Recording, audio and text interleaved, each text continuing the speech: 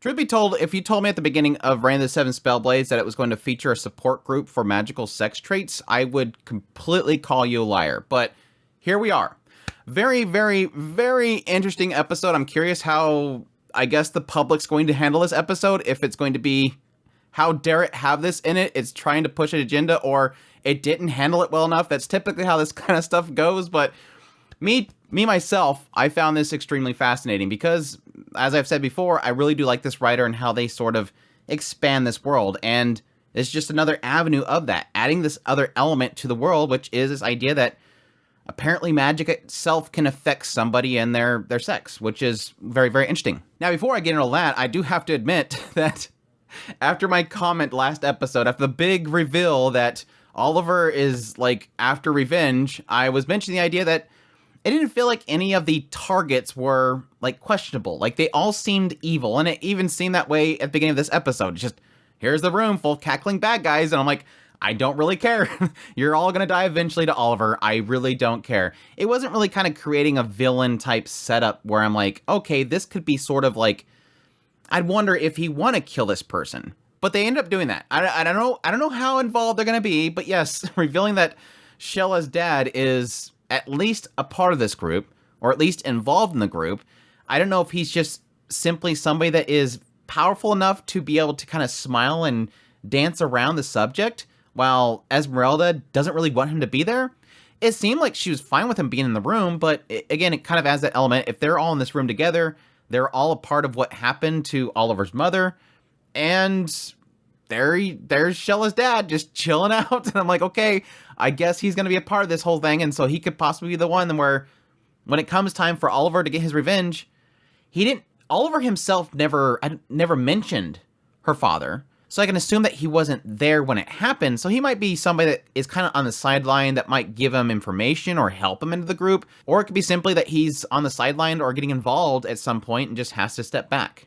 We'll see. But yeah, the opening scene was just kind of, like I said before, just, okay, here's all the cackling bad guys talking about how 4 months ago Darius went missing and they're assuming he's dead. So, we'll see. But yeah, it's kind of one of those moments where Esmeralda's like, well, if it was a student, they'll regret it. And I'm like, if somebody was powerful enough to take out Darius, they probably had a reason to take out Darius. And I doubt they're, like, scared of you saying that, but whatever. Just to prove that repercussions will come, I know. One side of the whole story was, of course, the broomstick stuff. They got to go there, get their broomsticks, finding out that they are apparently living beings, and they have to accept you. And yes, sure enough, there is a Excalibur in the room, basically. There's a special broom that's in the room. All of them want to be with Nanao, because she's got this special mana, but no, Nanao picks the special one. The special one that for some reason is in that room, which apparently is Oliver's mom's broomstick. What are the chances that that thing just sitting in there? And Oliver notices it.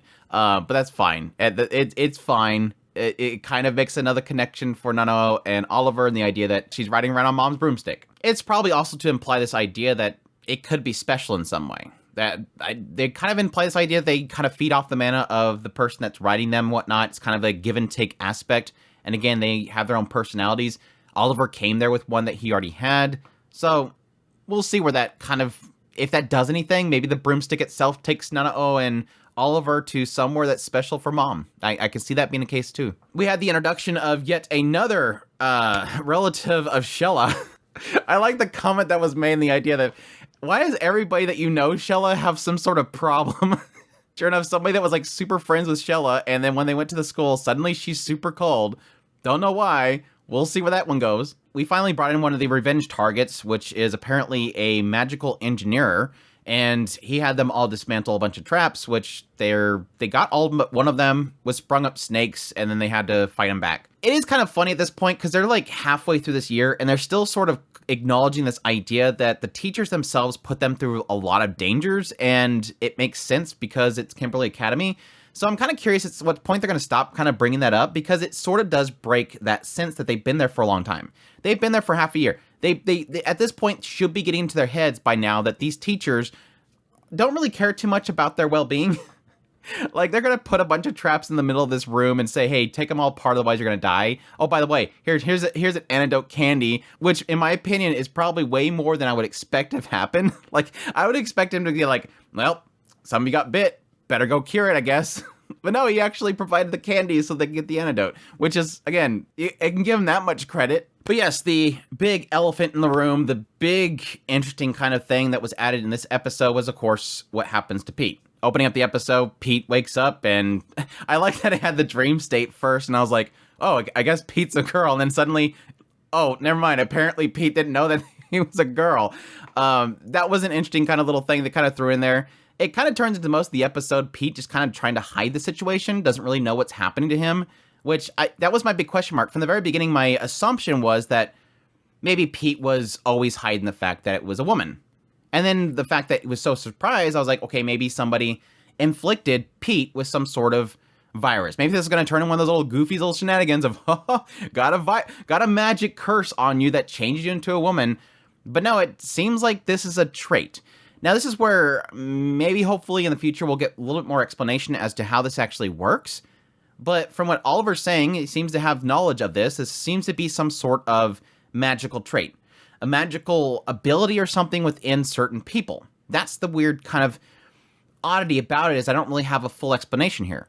It's sort of implying this idea that just like anything else, like you have a magical trait towards, like, no, this infusing mana, this magical trait that infuses her hair, having more affinity to, say, lightning magic or something like that. It seems like specifically this is sort of a rare magical trait that somebody can have that allows them to switch between the two genders. Now, I'm not sure yet if Pete has the ability to choose when they switch.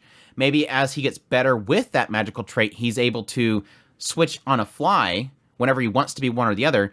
The way that Oliver was explaining it and how rare it was and how amazing it is and how that's great that you have this thing, it was sort of put it in the perspective of because this. And he goes to explain to him the aspect that now you can use this magic. Something you've never been able to do before. His point was that I've heard that people with this trait have more aptitude to certain elements.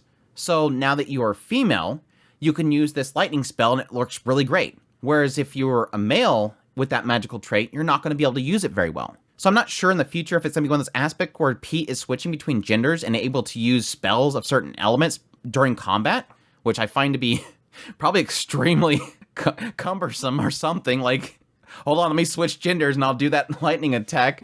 Or if it's an aspect that he doesn't really get to choose when he's one gender or another. Again, I can see people finding this to be kind of controversial having the story, but I find it to be kind of another aspect that expands the world of magic. That magic affects a lot of things, and gender's one thing that's not really limited. Now, based on what I've already kind of seen with comments, I know that probably the more questionable aspect of this is the fact that, yes, it suddenly turns into let's go to a support group.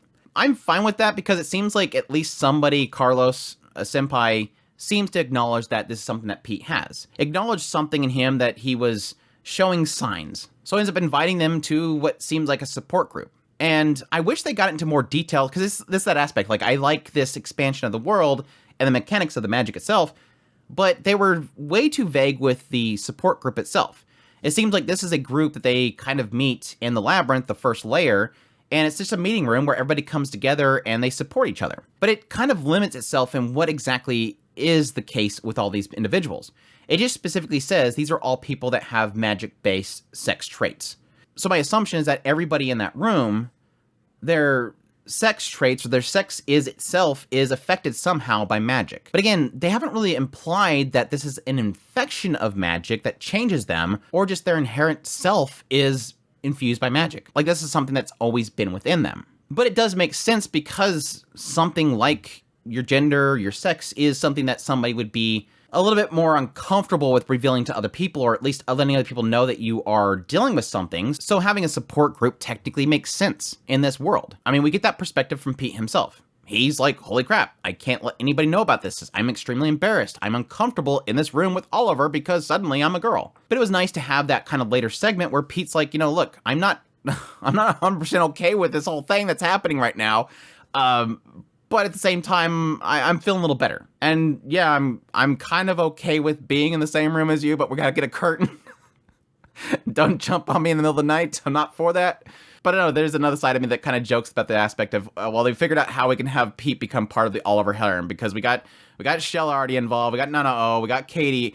why not get Pete? Eventually we'll get Guy involved. Maybe Guy just swings that way. Who knows? They did kind of go other way to kind of point out that Gwen was there, which I'm curious if that's just an aspect that Gwen is helping Carlos or just a part of the group just to help people, or if Gwen is going to have some sort of magical aspect to him as well. My other speculation is more the idea that there's a possibility that there's somebody in that group that Gwen is trying to hunt down. Somebody that has information or some sort of connection to their target. Because yes, Gwen is working with Oliver. Either way, it's interesting to finally get something out of Pete. Like I said, really kind of was the last thing I was thinking of. Again, I was technically assuming he could be somebody that was female to begin with. But again, this kind of just throws a different kind of magical twist to the whole thing, which fits for the setting itself. Anyhow, that's my thoughts on episode 7 of Reign of the Seven Spellblades. Hope you guys enjoyed this video as always. If you did, make sure that like button down below, comment, let me know what's a lot of this episode. Additionally, if you're new to the channel, make sure that subscribe button to get my content. I do news, reviews, first impressions, top list. If it's anime, it's pretty much here. Additionally, if you want to support the channel more, I have a Patreon link, tips link, super thanks, membership button down below. Greatly appreciate what it does, and y'all take care.